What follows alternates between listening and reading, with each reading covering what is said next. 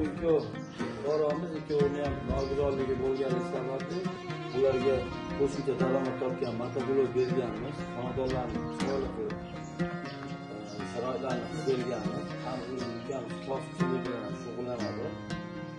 Xudo xohlasa hayotda nolimay chiroyli qilib bergan kuniga shukr qilib yashayapti. Xalqimizda oldida o'zlarini ham yuzlari yorug'. Bitta farzandi bor, chiroyli o'qitishib, oq kiydirib, boshqa qilib mana Xudo xohlasa oilasiga qo'shimcha daromad olib, nafaqadan tashqari shu qo'shimcha bu bor, kosibchiligi bor, norozi bo'lmasdan chiroyli bo'lib, hamma odamlar ham shu insonlarga o'xshasa deyman-da. To'rtinchi sog'lar ishlamay yalqov bo'lib boshqa bo'ladi. Bulardan o'rni olsa, mana xalqimizdan O'zbekistonga chiroyli bo'lib gulladi deb o'ylayman. Xudo xolasa yaxshi bo'ladi. Yana sizlar bo'lsa tayyormiz Xudo xolasa. Sog' bo'linglar.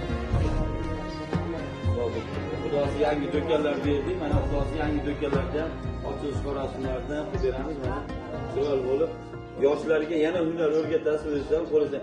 Hunarda aybi yo'q, hunarda haligi ziyoni yo'q. Shu maktab o'quvchilarini yordam qilib, yana hunarmandga shu kosibchilikni o'rgatib berishga do'konlar bitkazamiz. Rahmat sizga.